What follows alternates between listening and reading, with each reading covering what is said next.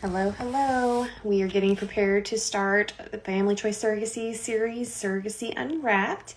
Let me invite Mariah.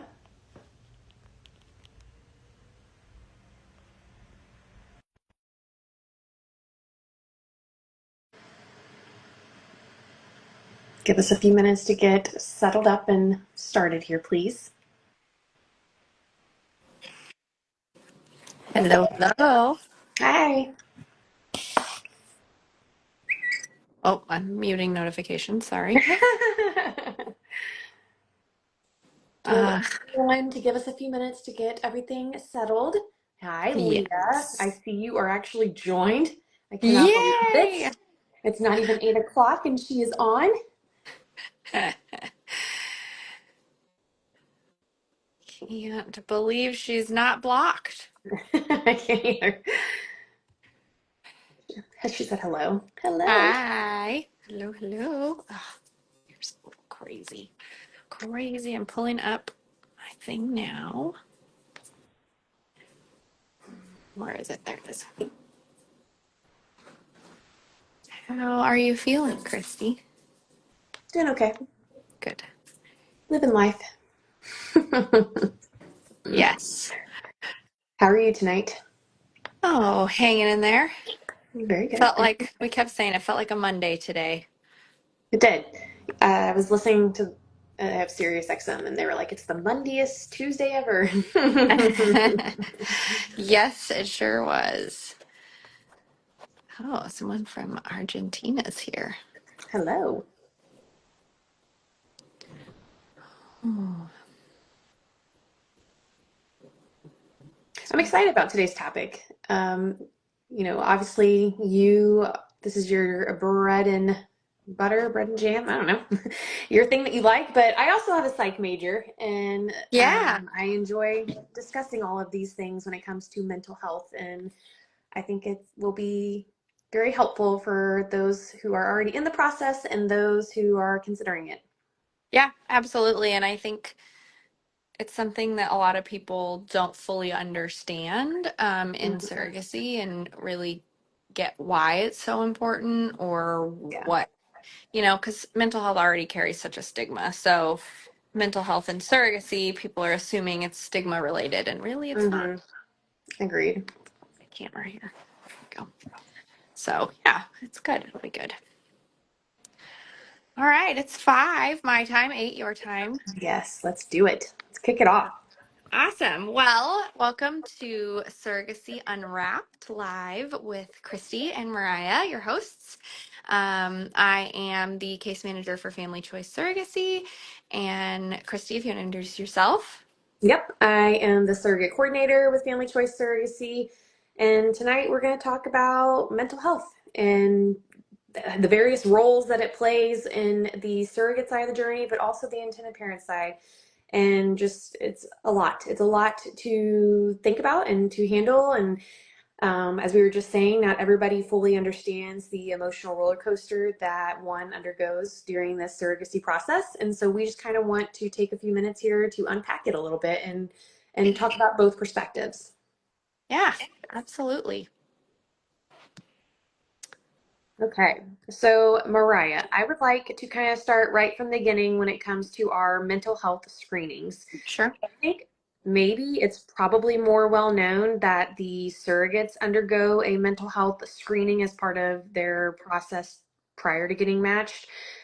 Maybe not everyone knows that the intended parents also undergo some form of a mental health screening as well. So could you kind of explain both of their screening processes and why they're important? Yeah, absolutely. So, as we know and we'll continue to talk about tonight, surrogacy is an incredibly demanding process, both physically and emotionally. And so, just every form really. So it is very, very much. You guys are gonna hear my dogs bark. I always have to give the disclaimer. I'm sorry. It's the time when everybody's walking, so they're very active. Um, So, yes, it's undergoing a mental health screening is vital for the surrogate. So that way, one, she fully understands the process and she understands how much support she'll need. And then she goes through an actual screener, an assessment that's administered by a mental health professional. And it is specifically for figuring out if there are any maybe concerns, undiagnosed issues that could be underlying. There's a lot of factors into it. And actually, the way that it's set up, it's kind of um, set up to trick you into telling the truth about yourself. So it's kind of an interesting, anybody It can is. Google it, but it's an interesting process. So super important that she undergoes that and fully understands exactly what the process is going to take from her. And then with the intended parents, that one is much more of like a consult. We call it a psychoeducational consult. So it's really providing education surrounding the process, making sure that they understand the emotional demands that it will take from them, and how much this process will really require from on their end. Yeah. And some things that like, we've both been a surrogate, and what I remember from my consultation when I was being screened is the mental health professional, like, going through, what is your support in your household like? What is your relationship with your family, your growing up history, like that kind of stuff. Again, just making sure that you have a solid support system throughout this entire process. They also talked about things like where you stood with termination and what you Yes. thought the afterbirth experience would look like for you and your family. Like it was very involved. Yeah. And I don't know, it's not meant to try and disqualify you, but it's meant to educate you and to really help you think about all the things that could come about when it comes to the mental health part of this journey. It's very insightful. And I will say the most common reaction is surrogates are really nervous when it comes to going into the screening. And then after the evaluation's done, they're like, that was so helpful. Yeah. And that wasn't anywhere near as bad as I thought it was going to be. I learned so much. Yeah, I think it's that test anxiety, right? Yeah. Like anytime you're being tested, it doesn't feel good. And especially on something like your mental health, like Yeah. how do we actually know how great we are at that? Exactly. Okay, so as we know, and as we already said, and we're going to keep on saying, surrogacy brings on so many emotions. So, what kind of feelings is it typical for both parties to experience throughout the journey? Yeah, so I mean this can vary, of course, from person to person and the relationship, all of those things.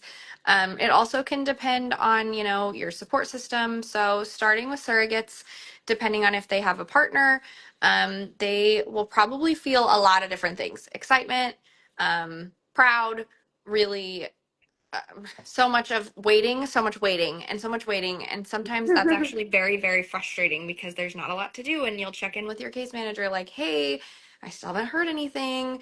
And it's like, yep, we're still waiting on the clinic to finish reviewing records, or we're still waiting on who knows what. Hmm. So it can be a lot of, it can also almost create some like anxiety there because, hey, why am I waiting? Is something wrong? Because that's kind of Right. where our mind goes when we're waiting extended periods. Um, but then you get into like the IVF process, they begin injecting hormones. And so there's hormonal shifts and everybody reacts differently. There's, someone I know going through the process right now to become a surrogate. And she was like, wait, I don't remember how I was on estrogen. What is the common estrogen side effects? She Mm-hmm. posted it on her social media and the range was like insane. Some people are Yeah. like, love being on estrogen. Some people are like, worst drug ever. And so it truly just depends, which is not very helpful in this context, but just knowing that there will be hormone shifts. Yeah. Um, and then as you are pregnant and carry a pregnancy, your hormones change. And then when you deliver, there's this just drop off of hormones, as Hmm. well as the breastfeeding, if you continue to pump, hormones that come into play. So there's so Yeah. many things that can really alter how you're feeling and in ways that you might not have ever realized you would feel that way.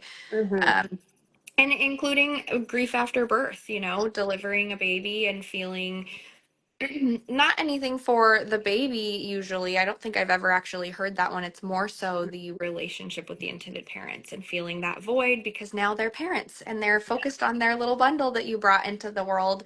And you're like, wait, what about me? We were best friends. And so that can feel very harsh Yes. immediately after. So, and then with intended parents, of course, um, there's so much, excitement and like hope, but also very cautious. Sometimes we Mm, see with intended parents, they don't actually want to get close to their surrogate until their surrogate has confirmation of pregnancy. And yeah. that could be because they don't want to get attached. They might have done this once or twice before with different surrogates and had their heart broken. Hmm. So that can be really difficult. And then there's this aspect of a loss of control, right? Like Yeah. it's essentially all of us are surrogates, or all of us who have been surrogates have children. It's a requirement to be a surrogate. You're imagine giving your child to somebody else for 9 months and saying, "Take care of my child, please." Yes. And you just have to trust that they're going to do that. And you get updates when you ask for them, but like you don't really know what's going on. So, um, that's a very difficult aspect to kind of deal with as intended parents.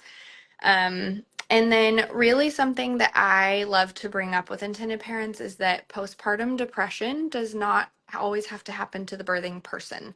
Mm, It can, but it also can happen as a new parent. You can mm, have, some postpartum depression after you get this baby that you're, supposed to be so grateful for. And oh, wait, maybe I'm not so grateful right now. Maybe this is really, really hard and I'm yeah. struggling. So, really kind of drawing to light that actually I've seen postpartum screeners given to intended parents, Hmm. and they scored on it actually pretty high. As well as this happens with dads too, Yeah. for the birthing person anytime, but dads can also have postpartum depression and they didn't birth a child either. So That's a great those point. things are important to bring up. Hmm. And it is really something that I like to highlight is, two things can be true. It's a cliche, but it's a cliche for a reason. Yeah. You can experience both joy and sadness or heartache, or maybe you're an intended parent who just got a baby and you're mourning and feeling sad for your previous life in which you had so much freedom and so much ability to do things, and now you can't because you have a baby. Hmm. Um, so it's really important to kind of balance the duality of those. I love that. And that is a great cliche to remember because sometimes it's hard to realize that you can feel two emotions at once and it's healthy and normal. Yeah, absolutely. And they can be completely opposite, conflicting Yeah, emotions, but they could both still be present. definitely. Yeah. Okay, so how important is it for both surrogates and intended parents to have that strong emotional support system? Again, I feel like you hear this more often on the surrogate front, like it's really pushed, it's part of our requirements to become a surrogate. You have to have support, support, support. But what about those intended parents? Yeah, so I'd say it's probably the most important piece of a journey in the like kind of mental health side of things is having a strong support network. Making sure that you have hopefully your family's on board, they're prepared to support you, they're prepared to like be there for your highs and lows. If the intended parent, if there's two of them, that they're in a good place and that they're approaching this with a healthy mindset and understanding that things can go wrong or can be bumpy or can go not as expected. Of course, we hope that every journey is easy and just smooths right by, but Yeah. that doesn't always happen. So, being able to have people that you can rely on and um, really understand. I saw I think it was a TikTok yesterday that said something along the lines of, friends who support you through the IVF process are the best friends because they are willing to be canceled on or deal with your mood swings when you're on meds for the fourth time. And there's Mm-hmm. just a lot, and it's so emotionally demanding and draining that you need to have people that can understand when you're like, hey, I can't show up for you right now. Yeah. So having that emotional support, having family, hopefully, or friends, um, is vital. And I mean, at Family Choice, obviously, we have support groups, and Mm-hmm. we So both have sides, IPs and yes. GCs. Yes. So we have virtual support groups, we have online platforms, we have surrogate mentors for every surrogate. They have a mentor of somebody who's done this before and isn't a case manager or something like that, then they have their case manager and you, and like they have so many, we have a plethora of support, which is not the case for every agency, but Right. just ensuring that you have people that you're comfortable with and being able to show up and Mhm. like ugly cry on their couch with. Yes. And Yeah. like recently, I've been seeing, Leah's been posting once a week to both our surrogates and intended parents, like additional outside resources for support. Yes. This week I saw she shared about different podcast opportunities. So I think that's amazing. Just finding all the different avenues that you might feel safe and open to plugging into to get Yes. that support that you need. Yeah. Yeah. I think, it's so easy to get hyper fixated on all things surrogacy, right? Like Hmm. you want to read the books and you want to hear the podcasts and you want to do all the things. And that I think is so helpful when you can find these resources that just make you feel really seen Yeah. and like, oh, wait, I'm not alone in this, because it's not common that you're going to go talk to somebody down the street who is also going through this process. No. Yeah. Another thing too that I wanted to add on to that, again, more towards the side of the surrogacy, being a surrogate, just from personal experience and as coordinator, is surrogates will say, well, how does my support system or maybe my spouse in particular need to support me? Like, it's not going to be our baby. What is their real role in this? And I said, frankly, they need to support you like they would have if it was your baby. Hmm. You are still physically going through a pregnancy, just like you physically went through the pregnancy with y'all's own. Hmm. So they need to be there for you emotionally, mentally, physically. If you need help with appointments, childcare, etc. Any way that you felt you needed support in your own personal pregnancy, I want that to be replicated, even that this child is not yours, Yeah. because it's still the whole process. Yeah. And the journey, in my opinion, is the same regardless that you're not bringing baby home. Yeah, your body still goes through the same exact physically demanding, emotionally demanding process. And listen, I am all for, there's no reason we should not be cooking these people food and dropping it off at their door after they deliver on both sides. Intended Yes, parents should have a meal train, surrogates should have a meal train. They absolutely. shouldn't have to cook for the first 2 weeks after Mm-mm. having a baby on either side. No, everybody's recovering and Yes. being thrown into something new potentially, or even if it isn't new, if they already have children, it's a new baby, Yes. and it's New exhausting. dynamic.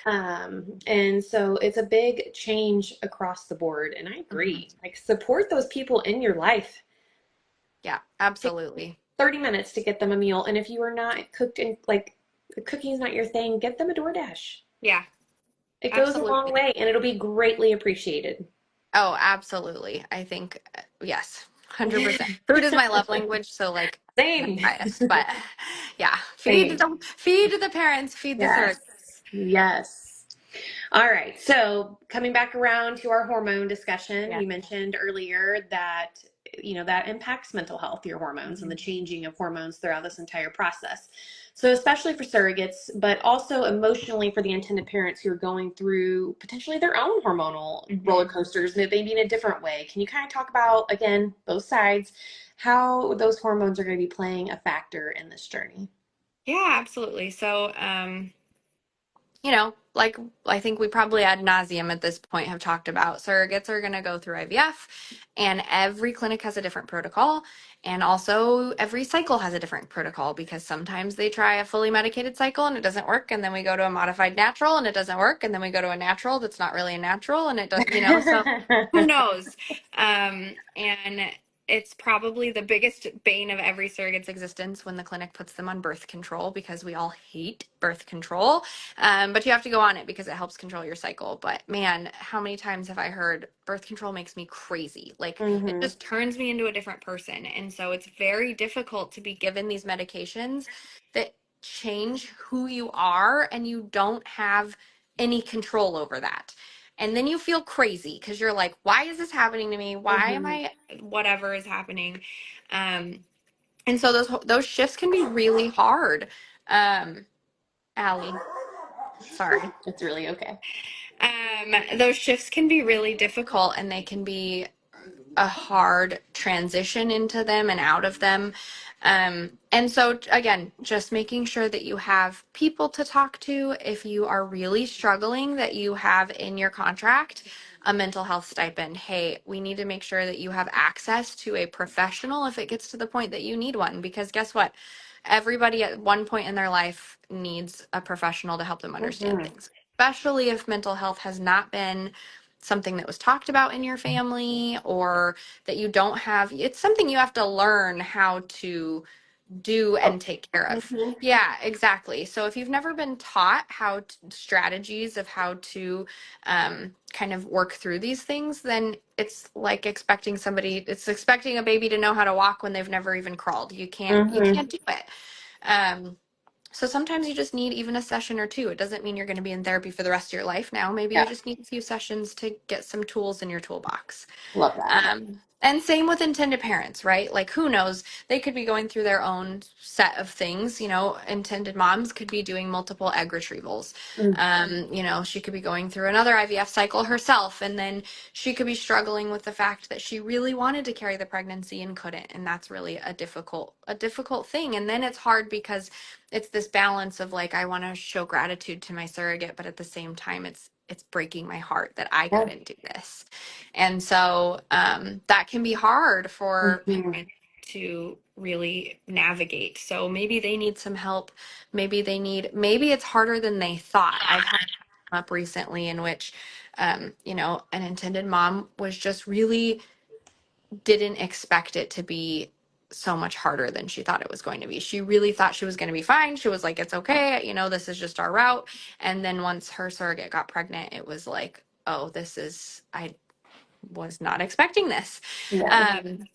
So, just ensuring that, again, you have that support. If you need help from a professional, that you have a professional that you can reach out to, and that you also understand that these are feelings that you are not that feeling. It's just a feeling that's moving through you, and it's Hmm. just feel it, welcome it.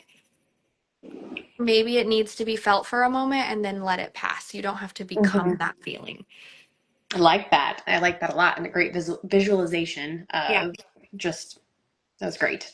Yeah. Oh, hang on. We just got a question. Do we want to take it now, or do we want to wait a little bit till the next question session? I can't even talk. Um, we could take it. Yeah. Okay. So they asked, what are your tips to navigate a good relationship between both intended parents and surrogates? Oh, so funny. I think that's our next talking point, I'd actually. actually peed.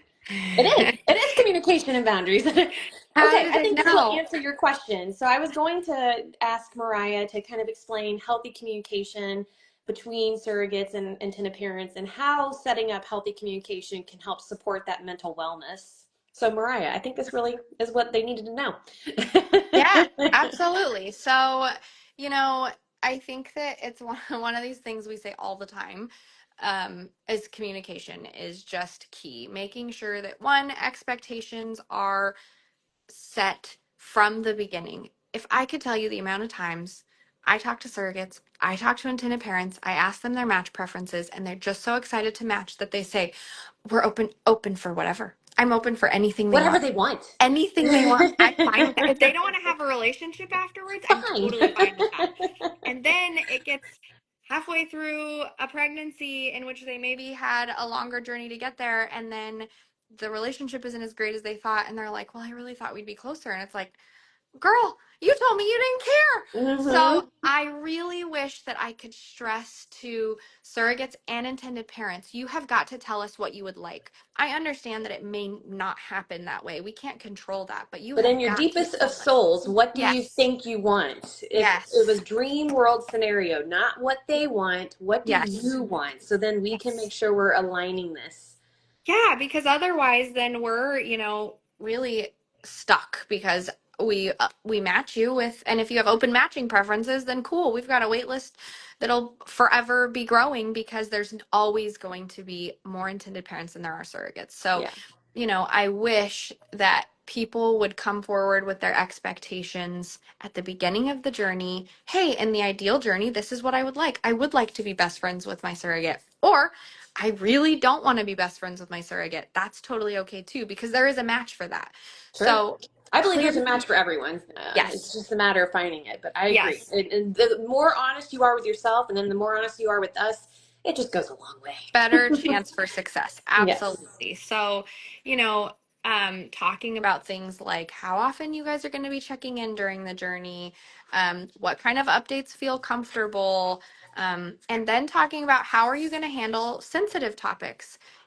If we always match on termination preferences, of course, we hope that that never comes up. But if it does come up, we never want it to be the first, second, or third time it's been talked about. We want Hmm. both of you to be on the same page, totally understanding of what's going to be happening, what it's going to look like. And I think that's another really kind of key point is that people don't fully understand termination. They think it's really black and white, and it's not. Yeah. So making sure that everybody feels, heard and valued and like what they say matters in it and that Hmm. they align on that. That's really, really important. Yeah, So and even I always during my match preference part of my conversation, I'm like, I'm gonna, give you these points that we're going to talk about because if you've never been a surrogate before, it's really hard to know what's an important match preference sure. when you don't even know what you should consider. Yeah. And so we have, a list of things that we try to help prompt the conversation to help get the brain juices a flowing to think Hmm. about what is it that I'm looking for in an IP relationship. Yeah. And then I will tell them like if what I'm asking you doesn't make sense, talk to me, stop me, let me explain it more in detail because there could be multitude of interpretations of what I'm asking, and I want to know what you thought I asked and what I meant and what we can put in the middle. And then it's not black or white. Yes. It's I have a whole massive box that I can type all your details that if it doesn't align with my statement, I Yeah. want to know. I want to know what is going to make this relationship work well for you. Yeah. Yeah. Absolutely. And I think if you have all of that and you're very clear in your expectations and you have great communication and you have an agency facilitating who is good at what they do, then you're much more likely to have a successful relationship and journey. And, if things do come down to it and you still need some mental health help, you have those resources available. Agreed. I agree. I feel like we didn't necessarily set up a talking point for this, but I think it's important and kind of in line with this section we're here at right now, but having group counseling. Yes. Love I this. think Love that this topic. I think I've had it in both my journeys. I'm Hmm. not sure if you had it in yours. Not Yep. everyone does. But what would you add on to that? So I actually did a mediation in Mm. mine, and it was phenomenal. We had some things that were kind of missed. I did an independent journey. This is why I work for an agency now. And my journey was still great. I wanted full disclaimer, loved my journey, wouldn't change a thing. Very grateful for how it went, even with the mediation and the hiccups that we had. But yeah, we had to get a mental health professional involved because we were not seeing eye to eye, and I recognized that both of us were too emotional and too biased to be able to reach a common ground Hmm. on our own. And I was pregnant, very pregnant, and I knew that that was playing a factor, and I knew that she had a lot of um, trauma from like the things she had been through and getting to where she was, and she was having responses and responding from a place of pain, which is totally understandable. Hmm.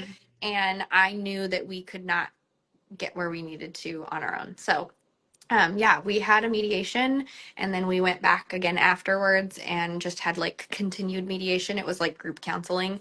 It was Yes, awesome. I loved I it. love it. Yeah. How was yours? So mine was prior to starting anything. So it was part of Okay. our, I had my individual screening. They had their individual screening, and then to like solidify our match before going into legal and such, we did our group psych session Mhm. evaluation. I loved it. I'm a big lover of counseling and therapy and all the things, and anytime to talk about feelings and emotions, and then throwing in the people that I'm about to do something extremely intimate with, Yes. loved it. Yeah, absolutely. I think that that's such an Loved it. important point is that, sometimes, actually, a lot of the times you're matching with these people and you don't actually know them. You Yeah. don't know them from Adam. Like they are I who, read a profile and yes, and had a had a dinner match with them. meeting. Yep, exactly. And so how do you actually know and how do you actually ensure you're aligned? So it's the new ASRM guideline is Yep. that there's individual screenings and then there's a group one after matching, and I love it. I think it's great. um, and I love that they talk about the big things like termination and ensuring that they're aligned on support, making sure that the partners are on the call and saying, hey, you're going to have to help, Mm-hmm. right? So that way there's no missed like cues there. Yes. So I agree. I think that group counseling is Yeah. phenomenal. I And just feel like having an unbiased opinion, some person like a mediator, just that person there to ask the hard questions and mhm, then help you to navigate. Like, I don't know, sometimes it's hard for me to get all my thoughts in line and to say what I want to say. And I know what I mean, but it doesn't always want to come out crystal clear. And so for her, the provider, to be able to say, like, oh, okay, I see and hear what Christy's trying to say. This mhm. is what her intent is, or, the intended parents across the room when they're, saying what they're saying, it just makes a huge difference. Yeah. um, I loved it, and I'm Yeah. glad that that is the new requirement. And I think it's gonna really go a long way with helping to Yes. making sure that these relationships moving forward definitely are rooted in the right process of that communication and boundaries and preparations for this journey. Yeah, absolutely. I think, anything we can do, and really we should as an industry always be moving forward to make things better, and this is just part of it. Agreed. I think it's great. Great Yeah. change. Okay, Mariah. So, what are some emotional red flags that could indicate someone may be needing some extra help when it comes to their mental stability or support? And this is, again, both sides of the party here. Sure. Great question. Emotional red flags. I love this term. Um, well, I would say if you're as a surrogate feeling, you do a lot of preparation to make sure that you understand it's not your baby. You're not going to feel attachment to it. Now, everyone's different. You never know. And I think I've only actually seen it one time where somebody said they felt sad about the baby. And that actually came as a surprise to her, if I remember correctly. And I didn't know her personally. I think it was a post in a group. Mm-hmm. Um, and so if you're starting to feel like you might have some attachment feelings towards the baby, you need to go talk to someone right away.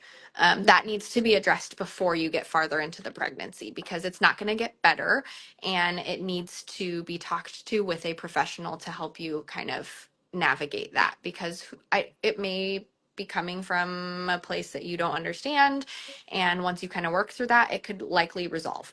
Um, so if you're feeling any kind of emotional attachment, if you are feeling any like, depression symptoms, you know, not feeling like you want to do things, if you are sad all the time, and, depression is kind of one of those things that's stigmatized and doesn't look the same for everyone, but signs of depression are hopelessness, um, not, I always say if you can't find the energy to brush your teeth, you need help.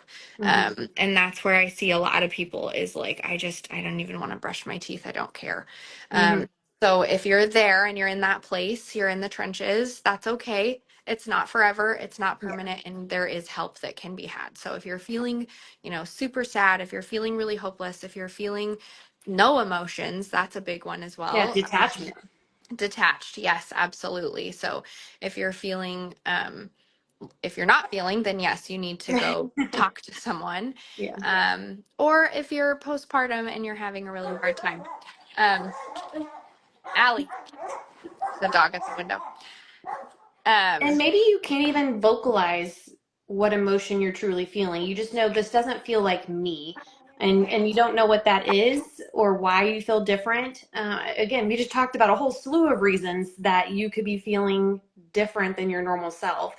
sure. And so anytime that doesn't feel comfortable or you're feeling any strange way, seeking help from your support system, seeking help from a professional is the next best step. And Yeah. again, if you're with an agency or even if you're probably independent, you can have this in Yeah. your contract, but making sure that you have it set up in your contract for the ability to seek that mental health for those sessions to be included a part of your benefits package is important.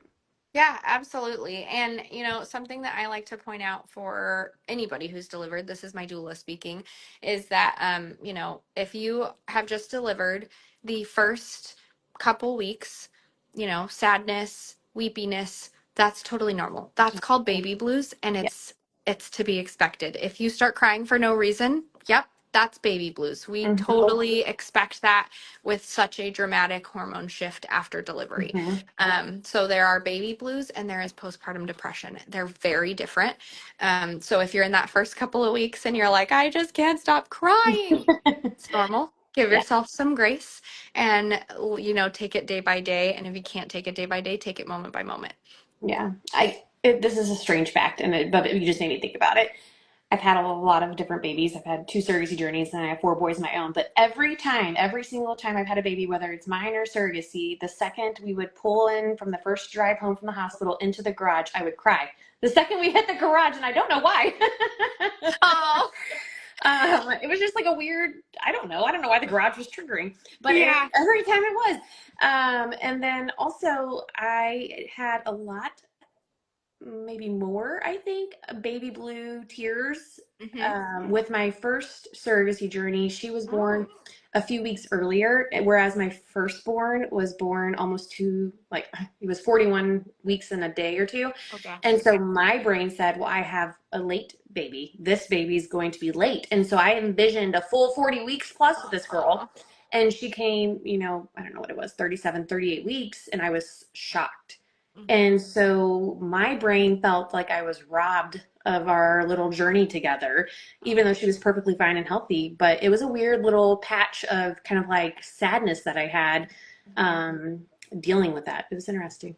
Yeah, that is really interesting. And I think, it's important to talk about those things. Hey, you cry after you deliver a baby. That Mm-hmm. I mean, it's pretty normal. Whether it's a Yeah. surrogacy baby or your baby, you're gonna Yeah. cry, you're gonna be sad, and you're also gonna be happy. There's also gonna be happy Mm-hmm. moments. Definitely. Yeah, for sure. What about intended parents when it comes to red flags? What would you have Oh, them be yes. mindful of?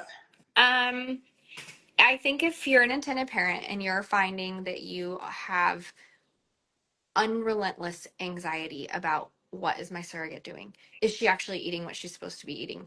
Is she, her contract said she wouldn't drink any purple sodas, and I don't know that she's not drinking purple sodas. Who knows what it is. If you start going through these spirals and you're sitting up at night wondering about it, you're stalking her Facebook to see if there's anything in the background of her photos, it's time to talk to someone, and that's okay. We understand this. This is not out of the ordinary. No. It's actually very understandable that you would feel this way, but there are healthier ways to manage it than that. And that's not doing anything. So if you're having a hard time with control and you're feeling like you want control but you have no control, there are ways to kind of regain that control feeling in a healthy manner. So really reaching out for someone like that. And if you're getting into the more exciting parts, the more happy milestones of your journey, like heartbeat confirmation or 16 weeks or 20 weeks, and you're not feeling excited and you're not feeling good, then yeah, you should probably reach out to somebody because you could be dealing with a little bit of depression yourself. You could be having a hard time accepting that it's actually your reality because for so long it hasn't been your reality and you've been Mm-hmm. wanting this and wanting this and wanting this and you're afraid to get hopeful. You're afraid to allow yourself to feel that. Um, so yeah, if you're struggling with any of that, then absolutely reach out to someone and hopefully you have an agency to help you. And if not, you're independent, then I didn't know who to reach out to, so I just went back to the person that did my consult and she ended up being great. Yeah. And I think it's important too, especially to people who have not ever received any form of mental health care. It may not be the first provider that you fall in love with. I think Yeah, you just have to go and try it out. And if it doesn't feel like a great connection and that you can speak freely and openly without any kind of concern, then try a different provider till you get that sure. connection. Just like there's a match for everyone, there is a provider match Yes. out there for everyone as well. You just I have to was choose just the going to right say one. that. Yes. And, finding a provider that is experienced with for with this field, with Yeah, fertility that would and be even better. surrogacy, that is great. And so there are tons of them out there, and they are intended parents themselves or surrogates Hmm. themselves, and they understand it. So And that is consider doing a televisit. That might broaden your abilities to find care in your area or not in your area who has this expertise. yeah, absolutely. And not all of them take insurance, but you can always ask if they'll do a super bill and take the super bill and submit it to your insurance for reimbursement. Yeah, great idea. Asking for help is a strength, not a Yes. failure. Yes, Don't be Christy. afraid. All right. I ask for help when it comes to mental health. I don't ask for help when it Yeah. comes to physical recovering for surgery help. That's what When she's it talking comes to vacuuming her house, she won't ask for about. help. Okay, now we are finally getting to the afterbirth delivery. So after delivery, we kind of talked about it a smidge already, so you don't have Yeah. to spend a whole lot of time here, but what could they experience for the surrogate and the intended parents when it comes to post-birth? Oh man.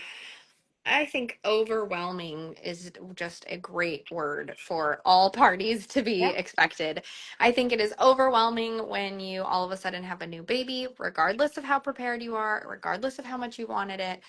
All of a sudden, you have a new baby in your house and it's overwhelming. Yeah. How do I feed this baby? What do I do? There's so many things to consider. Um, I think that there's excitement, there's relief, um, there's they you're gonna be tired. And I know that everybody loves to point out all those things whenever, you're expecting a baby, is how tired you're gonna be and how hard it's gonna be. But also the newborn phase goes so stinking fast. And I Hmm. really wish people understood that. And I mean, I was told it 1,000 times. It goes so fast, it goes so fast. But like newborn, that Yeah, goes so fast. it You does. have every week they are a different baby. Every Hmm. 7 days, it's a new baby. And so Hmm. you have to just soak up those 7 days. And just when you're struggling and you're like, this is so hard, just remember It's gonna in end. 7 more days, it's going to be a Yeah, whole new ball game. yeah, So, so true. um, with with surrogates, I think we talk about this all the time, but I will never stop saying it. We have all these surrogates who deliver and then they have this, well, is that it? Wait, what now? Like what Hmm. happens now? What it's just we're just done. I mean, I got a text one day from a surrogate that said, "Is this it? We're over? Like we're done?" We just walk away. Yeah, like what do we do from here? And You know, you this know, sound dumb too, but I even struggle as a surrogate coordinator with the it's done feeling. I don't know if you feel that as the case manager, but like it's kind of hard for me to let go of these relationships that I've made with these surrogates because I'm like, well, we just spent, a year plus together yeah. talking almost daily, and Mhm. now we're just supposed to part ways. And I mean, what is this? Yeah. And so think about that amplified between you and your surrogate, you and your intended parents, especially if y'all had a healthy, communicative, great relationship. It's like, whoa, whoa, whoa, like you're going to go be a parent now and I'm Yeah. just nothing, even though it's not what it is. It Yes. feels like Yes. that. Yes. And you know what's really funny is my intended mom actually felt the same way. She was Yeah. like, she texted me one day and she said, "I miss you." Like we became best friends. Like we would go to lunch together, and luckily we were local to each other, so we spent a lot of time together and we did family dinners and my kids would be at her house and Yeah. our husbands had a bromance. It was a whole thing, but like truly we became this intertwined family. And then they had a baby. And also at the time it was COVID. And so they were being Mm, very careful yeah. and they didn't want my kids around. Totally understandable. My kids went Sure. to school and had tons of germs. And she did. She called me one day and she was like, "I just miss you." And I was like, "I miss you."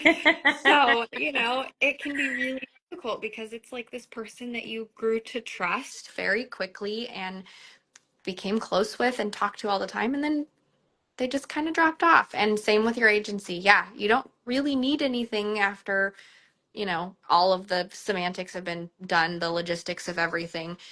But that doesn't mean we're not still here. You can text me I mean, you're anytime. probably going to get a random, like, happy birthday, or how's your life Yes. going? Or, oh my gosh, I just saw you opened a brand new business in your Yeah. community. Like, I just think that's amazing for you, or Yes. anything, because I do. I feel connected with you for life, unfortunately, or fortunately, however you want to take it.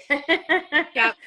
You're gonna keep Um, hearing from me. mhm. Yes. So also, I saw you made a note on here for identity shift, and I really love that because I think that whether you're an intended parent or a surrogate or whatever, Mhm. myself, like when I became a parent, I feel this in my Mhm. bones, this identity shift. The person you were before becoming a parent in whatever capacity you became a parent, it can change. Yeah. And I It think that's it hard will for people. change. Yes, it will change. And I Yeah. think that it could be hard to accept the change. And I think you could be very taken aback and surprised by the change. And then your people and community around you who love you, watching you mold into the parent and your identity change. Mhm. And that's something that you might want to seek mental, support for, Mhm. because it doesn't mean the change is bad. And I'm not trying to say it is bad. Right. You're just gonna adapt to it, Yep. um, Well, you or have to understand relearn who why you it's happening. Yeah, and you have to relearn who you are. Like you have Yes. change and you don't actually know who you are fully anymore as a parent. And so you've got to work on that. That's something that Hmm. you have to give yourself that reintroduction of like, okay, let me tell you who we are now. Yeah. Um, and guess what? You're going to have a whole new slew of fears and you're going to have a whole new, yeah, a whole new, I mean, it happens with me every age. My son just turned 12 and I'm like, the things I have to worry about now are Hmm. entirely different than what I have to worry about when he was 6. And Absolutely. so you're going to continue changing and you might need help navigating that. And Yeah. sometimes when you go through this identity shift, you might have postpartum anxiety or you might have anxiety that is like, oh my God, I'm can't let my child do anything because I fought Hmm. so hard to get them here and now I'm afraid it's going to be taken from me. Like Hmm. that can be really, really hard. When I had my second, I went to therapy because I was struggling with the identity shift, the change of going from one child to two. Yeah. The age gap between my two children is 5 years. So I lived a solid 5 years as a single child household. And so bringing in the new kid, even though I wanted him, it was really an adjustment. And I did counseling. I even took my firstborn with me to be like, hey, I know he's 5, but hey, Mhm. like how can we grow together to welcome this new member of the family? And some of our intended parents are expanding their family, and so Sure. that might be new emotions that they hadn't felt until it happens. Yeah, yeah. I remember going from one child to two. I was afraid that I wouldn't love my second kid Yeah. as much as I loved my first, because how in the world can you love something again this Yeah, much? that Like, much. Mm-hmm. it's just not in my head, it wasn't possible. And Sure. yeah, it can feel like a lot. It is a lot. And it's also okay to like, hey, I'm figuring this out, and make sure you're Mm-hmm. communicating that with the people in your life. Like, I'm still figuring this out. I am not sure who I am right now. And, setting some boundaries, Yeah. it's not a bad thing.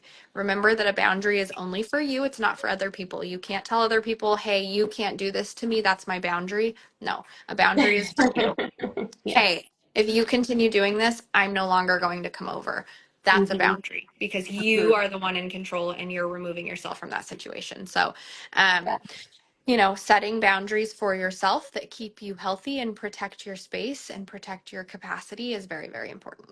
Yeah. And I think it's just important to always give grace to new parents during this learning time.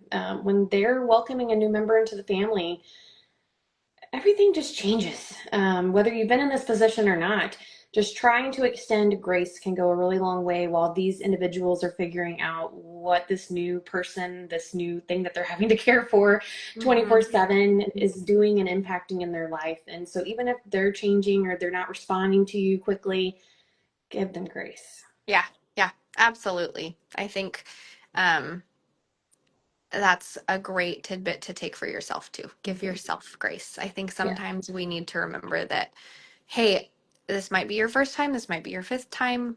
On either side, you might need some grace. And Mhm. so if you wouldn't be that hard on a friend, you shouldn't be that hard on yourself. Agreed. Yeah. Well, at this time, we would like to open up some Q&A, and you're welcome to post any questions you may have in the comments section below. We are seeing it. So thank you for those who have joined in. I am going to provide a couple of prompt questions just in case if someone doesn't have anything on their mind. So while we wait, have you or what have you done to prepare emotionally for a surrogacy journey? So whether you're an intended parent or a surrogate, was there anything that you did prior to this journey or the journey you went on to feel most emotionally prepared to undergo it? What'd you do, Christy? Oh, I knew you were going to come back and ask me that. um, well, for those who don't know, like I learned about surrogacy when I was in high school, and I learned from three women in my life who were all surrogates growing up. And so when I really was at the point where I was like, this is going to happen, I'm, at the age, I've had a child, etc., I've met the requirements. I did call two of those women and talk to them about their experiences and just asked a bunch of questions from what they went through and tried to prepare myself for the journey ahead. So I feel like that was one of the big steps that I took. That's awesome. That's great. I definitely talked to one surrogate, um, and joined the Facebook groups, which I Mm. strongly advise against. I don't know if they didn't exist or if I was just unaware, but I was not on any when I was doing my trainings a million years ago. Yeah, I joined the They might have Facebook been there, but I may not groups. have been that cool. And I was like, oh, this is going to be great to learn all about this. And I asked my first question and was mutilated. I mean, I was Jerry, you told I want to was know so things. dumb and what was wrong with me. And I was like, well, apparently this isn't for me. Yeah, So, those groups are something. I will say at Family Choice, we have our own private support page, and it is very we kind. do. We do. It's very kind. And if it's not, then Bouncer There will be Mariah's coming problems. in there Yes. because we don't do that. It's No. 2025. Mean girl mentality is out. Out. Hmm. Oh my gosh. Well, no one has responded back to that question, which is fine. Okay. And I haven't been asked a new question yet, so I am going to move on to the next prompt in case this makes anyone want to talk. But did anyone feel something unexpected during or after the process? So mentally, emotionally unexpected that you weren't ready for? That's a good question.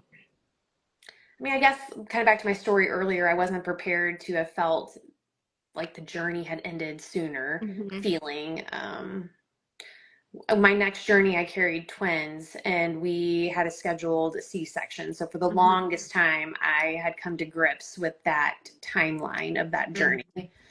So I didn't have that same kind of feeling as I did with the first one.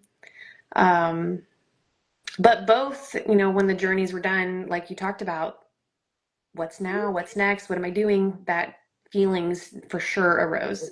Hmm. I I think that's such a common one. I mean, I definitely had that. Mm-hmm. I'm gonna say I unexpectedly have, I mean, I shouldn't say unexpectedly. I knew that I wasn't gonna be attached to the baby. Mm-hmm. I didn't expect to sometimes I'm like, oh, yeah, it's about to be August. She was born in August. What day was she born? I completely forgot. What day was Yeah. it? Oh, it was the 15th. That's right. Like, I completely forget sometimes. Or sometimes when I go to the doctor and they're like, oh, how many babies have you had? And I'm like, oh, two, Oh, three. I've great. had three babies.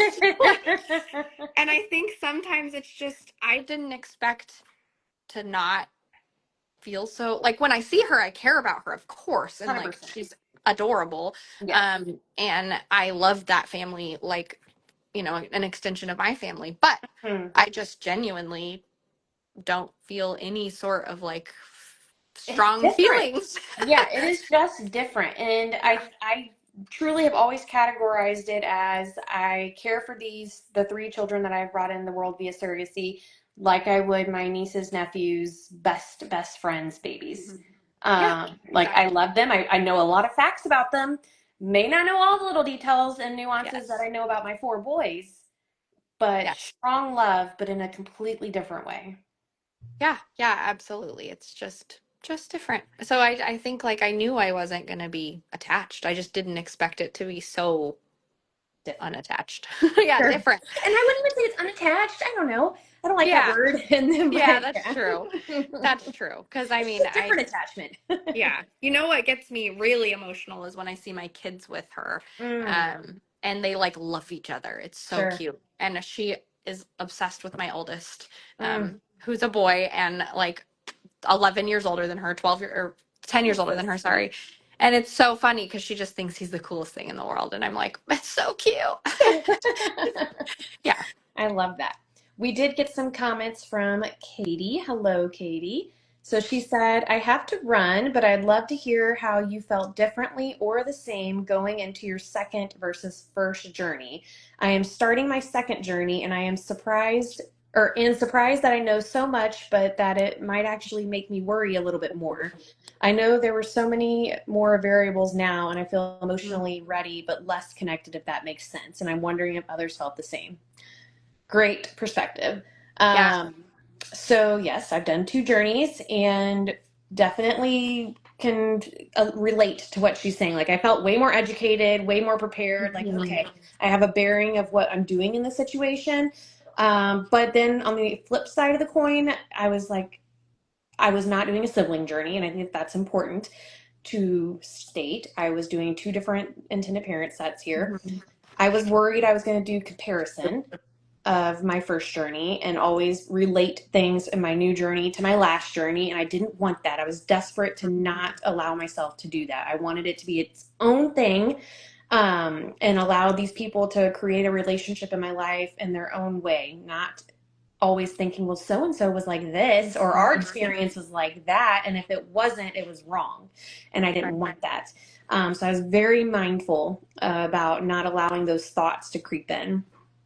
Um, on one other hand, too, like I wanted to try and have like newer experiences, to allow it to be its own thing. So again, with my first journey it was a singleton, my second journey ended up being twins. Um, not yeah, there's a whole story with that too. But anyways, that's what happened, and um, it was a different clinic, different location. The relationship ended up both being the same. Like I have very close relationships with both my intended parents and the families, so I really appreciated that. I don't know if I would say I was less nervous. I think you're still kind of always jazzed up and kind of nervous about the things that you are going into, like all the medical components and the IVF process of it, and then the hopes and dreams that this embryo transfer is going to take. Like I think you still feel all those feelings the same, in my opinion.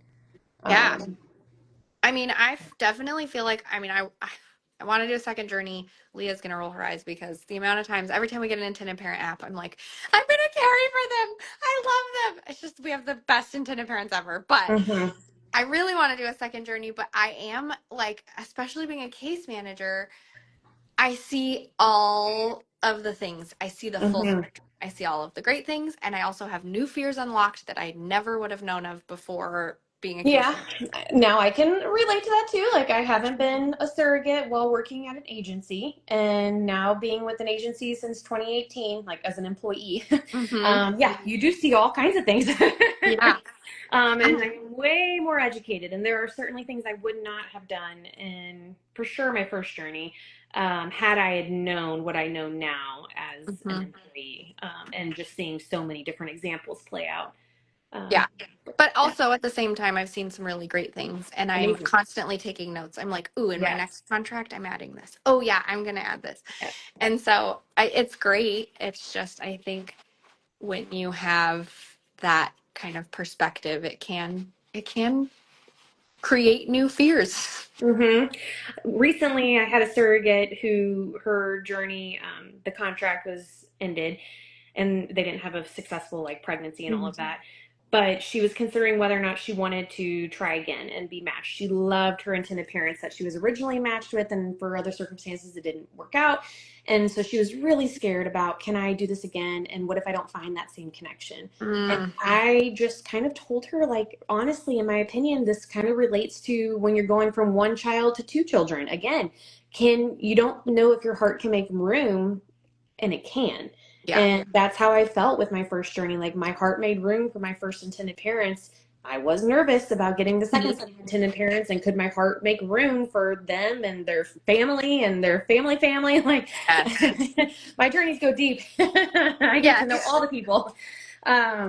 And it does. It makes room if you allow it to. And I don't know. Again, I think there's a match out there for everyone. I think you have room for your love to grow in all capacity. Yeah, Um, absolutely. I was asked if the surrogacy twins were an unexpected surprise. We were not, well, I mean, I guess it's a surprise if it's going to take, but we did transfer two embryos. So not totally surprised because that was kind of the goal. Yeah, But whether or not it was going to take, that I guess was a is surprise. surprising. Which is a great segue into our next Yeah, it really topic. is. Next session in June is going to be all about the single embryo versus the double embryo. How Yeah. do you decide? What are Yep. the And I get to moderate and Christy gets to talk because she's undergone one of Oh, these. maybe I'm gonna have Leah talk. Leah might be a surprise guest next month because I think I'm going to be out of town. Okay, fun. Hasn't really been fully sussed out, but I think it could be Leah. Leah, if Okay, you want that's to great. hop in. She's also got experience with it, so Yes, that's great. yes. That's great. I love when she talks about her story and Hmm. just how different it is because her son is 18 now. Yeah, ridiculous. And I'm how glad he different hit that old. IVF was 18 years ago when we just used to throw all the embryos in and see Mhm. which would stick. Yes. So, Well, and my journeys were 2014, 2015, sorry, 2015 and 2017, whatever, something okay. along those lines. Even then, I feel like so much has changed in the past 10 years, okay? Hmm. On what Hmm. is like accepted, and yeah, like things Yeah. are vastly different than when it was when I was a surrogate. Yeah. Mine was 3 years ago and it's still different. So Right. Things change so it's a fast. very quick moving industry. And honestly, I do believe that it is changing for the better Yeah, all of the time. And we're just fine tuning. agreed. Yeah. Completely agree. Yeah. So next month, our session will be on June 24th. Same place, same time, maybe a different moderator with Mariah. I don't know. We'll see what I get Oops. out of the deal. But we have so much enjoyed tonight, and we appreciate Yes. you tuning in and for your comments and your questions, and expressing interest in what is mental health and how it affects the surrogacy journey. Yeah, absolutely. I think that, obviously this is a soft spot for me, and I really believe that both sides need mental health support. If your agency has a mental health person on staff, that's great that they can kind of help you with. If not, I can guarantee you that they have somebody that they can refer out to. And reach out for the help when you need it, because especially in the pregnancy phase, if you're an intended parent, once baby's there, you're going to prioritize yourself last. It's just what happens. So get the help and reach out while you can and you have the time, because you matter, and it matters that you're in a great place going into parenthood. I agree. Thanks for closing us out, Mariah. Yeah. All right. Well, this is Surrogacy Unwrapped. I love doing this. This is our fifth month. It's been amazing. Looking Eh, forward to the rest. Yeah. How have we already done five of these? so But fun. we're crushing it. We love it. Yeah. It's all worth it. We will see you guys in June. Have a great rest of what's left of May. Good night. Bye. Bye.